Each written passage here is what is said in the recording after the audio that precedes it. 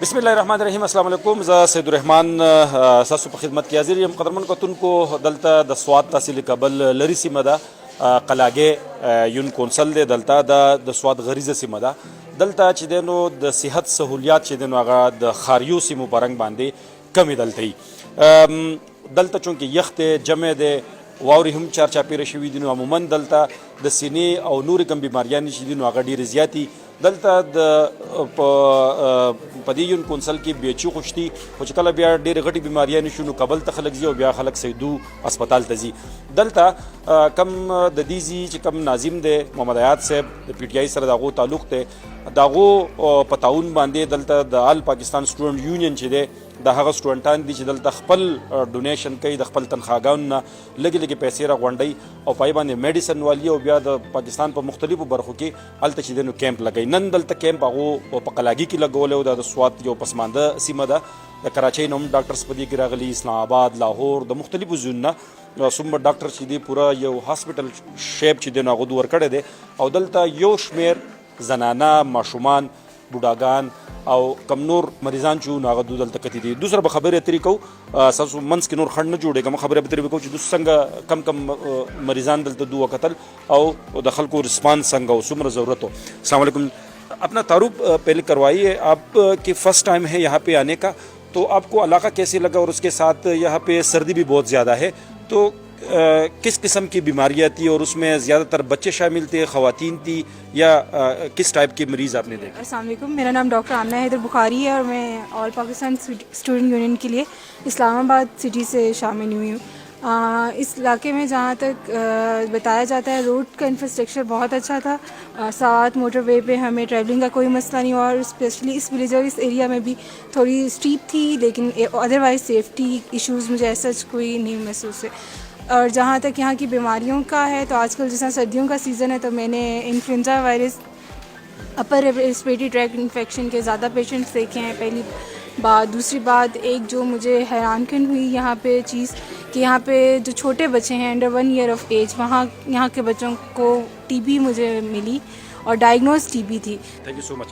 اب اپنا تعارف کروائیے اور کون سے میڈیسن یہاں پہ آپ نے فراہم کی ہے زیادہ؟ السلام علیکم. میرا نام عائزہ قیوم ہے اور میں ایز اے فارماسسٹ یہاں پر آئی ہوں. ہمارا کام یہ تھا کہ کون سی میڈیسنس کیسے استعمال کرنی ہے کیونکہ کچھ میڈیسنز ایسی ہوتی ہیں جو کہ دیکھ کے دینی ہوتی ہیں. اب جیسے کہ ہم اگر اگزامپل لے لیتے ہیں پیناڈول کی وہ اب چھوٹوں کے لیے الگ سے آتی ہیں جو بچے ہیں ان کے الگ ہوتی ہیں اور جو مائیں ہوتی ہیں ان کی الگ ہوتی ہیں. ٹھیک ہے تو اس لحاظ سے کون سی کس کو جانی ہے کیسے جانی ہے کس طریقے سے دینی ہے. ہماری یہاں پر جو ہے وہ اگر کھا جائے تو اسٹیمیٹ اس کا نہیں ہے پراپر لیکن ہماری اچھی خاصی جو ہے وہ دوائیاں یہاں سے گئی ہیں. لائک جیسے کہ ابھی ڈاکٹر صاحب نے جیسے بتایا کہ ٹی بی ان کو پتہ تھا اور اسی کے تھے اتنا تھا کہ اسٹاک ہمارا بھی جو تھا وہ کم ہو چکا تھا دے کر تو لاسٹ میں پیشنٹس کو ہم وہ بھی پرووائڈ نہیں کر سکتے. تھینک یو سو مچ.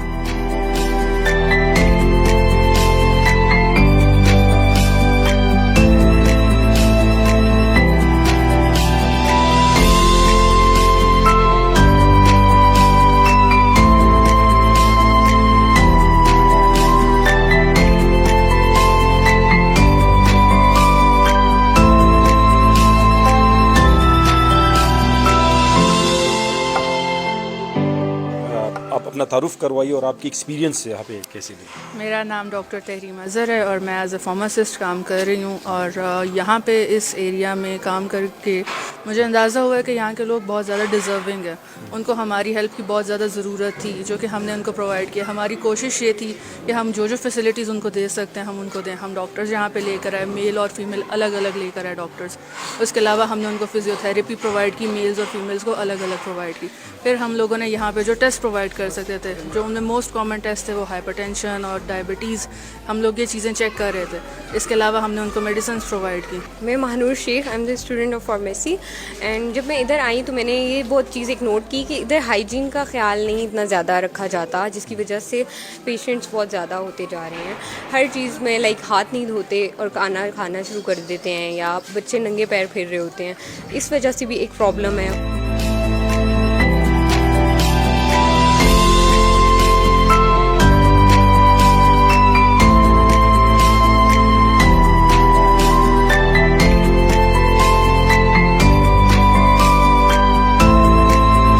ډاکټر صاحب کم ځینې راغلي دا راته ووایه تاسو کم مریضان زیات تر دلته وکتل ایکسپیرینس څنګه و ضرورت څومره دی او څه کول پکار دي دلته خلکو دپاره؟ السلام علیکم ټولو اردوونکو ته د مو طرف نه سلامونه او سید بھائی تاسو ډېره مهرباني چې تاسو موږ ته دا اپرچونیټي راکړله او چیرمین حیات صاحب چې دې موږ ته یو ځای راکړه چې موږ د خپلو پښتنو یو خدمت وکړو. اول خو زه دا وایم ډېر زیات حیران شوم چې تقریبا موږ 1800 نه زیات مریض چک کړلو. په دې کې چې کوم مریضان وو هغه زنانې او واړه بچي ډېر زیات د نن سبا د موسمي انفیکشن سره راغلي وو. نو ماشومانو خو چې کوم ما خیال کوو تقریبا 7500 ماشومان وو. په دې کې تقریبا د 2 کولو والا او د 1 کولو مریضان ډېر وو. په دې چې هغه نن سبا د موسم نه دوله لکه څنګه چې فلډ راغلی وو خلکو ته هغه چې کوم فیسیلیټي په کار ونه شو ته میلاو. نو بچومانو کې هغه یخنۍ په وجه باندې بخار وته او ټوخول پکې ډېر وو. نو هغه علاج کولو د وجه باندې ډېر زیات تعداد باندې راغلی وو. ٹھیک دی ډېره زیاته مننه ډاکټر صاحب. زموږ سره دلته جي ناظم صاحب هم ولاړ دی چونکې د دو په تعاون باندې دا کیمپ چې دی نو سر ته ورسېد. ناظم صاحب ستاسو علاقه ده څه ګڼئ څومره په تعداد کې خلک رالو څومره فیسیلیټیټ شو ستاسو په وینا باندې دا ملګري دلته راغلو څه پیغام ورکوئ جي؟ بسم الله الرحمن الرحیم. زمونږ اصل کې پسمانده علاقه ده او دلته کې بیا د هغه موسمیاتو یخوالي سره هم تعلق ساتي. نو ماشومانو د ډېر زیات زمونږ دلته کې تکلیف چې کوم و نو زه د خوشحالۍ خبره دا ده چې یاره د پوره پاکستان ډاکټران که هغې کې د کراچۍ نه شامل د پنجاب نه شامل د سند نه شامل ټول راله او دلته کې زمونږ د غریزې علاقې ته او دا مریضان یې وکاته او زمونږ د خلکو ته هغه ریلیف او هغه پیدا میلاو شوه. ځکه چې هغه ماشومان چې کوم دي دې ځای نه چې ځي نو یا به کابل ته ځي یا به سیدو ته ځي چې دا ټول مزدورکار خلک دی او غریب بار بار به ورکوئ چې خلکو ته نور هم فایده میلاو شي. انشاءالله څومره چې جي زمونږ نه کېږي او خلکو ته څومره پیدا رسي او خلکو ته څومره سهولت میلاویږي نو موږ به داسې کیمپونو ضرورت دی داسې ضرورت دی انشاءالله کوو.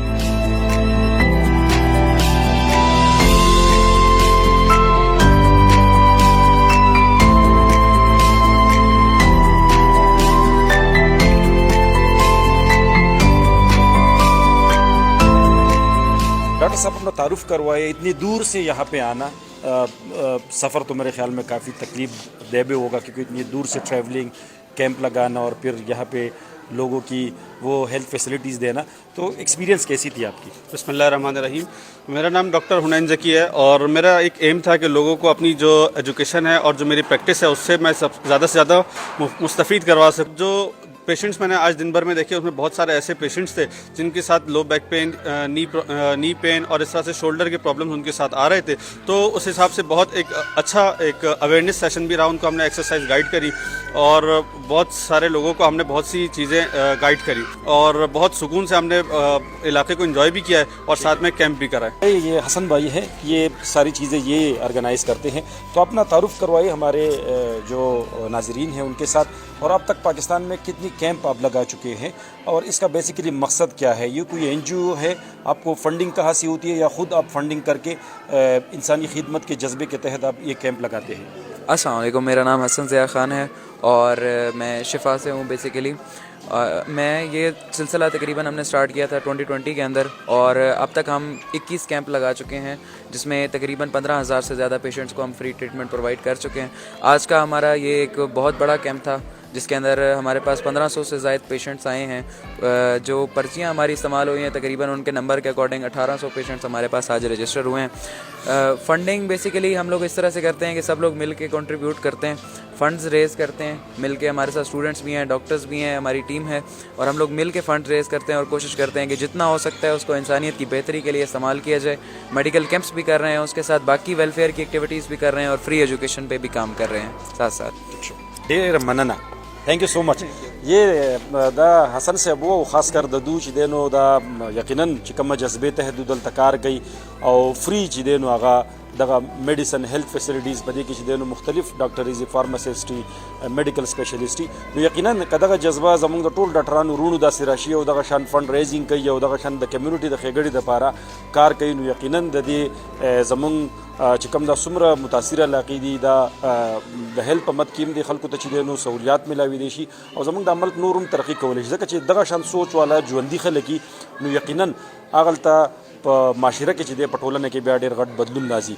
نو څنګه چې د دوی جذبه ده د کراچۍ او د لرې لرې ځایونو نه خلک راغلي دي، نو دغه جذبه که موږ دلته په لوکل سطح باندې هم زموږ ډاکټرز کمیونټي او کم نور سوشل اکټیویسټي هغه دغه شان ټولنې جوړوي او مختلف کلو کې دغه شان کیمپ لګوي، نو یقینا د دې سره خلکو ته زیات نه زیات سهولیات او د خلکو ښېګړه کېدای شي، سهولیات میلاویدای شي. ما لره کې اجازت بل موقع باندې به تاسو بل ځای ته بل پروګرام سره تاسو ته بیا زیریږو. د لوی الله په امان.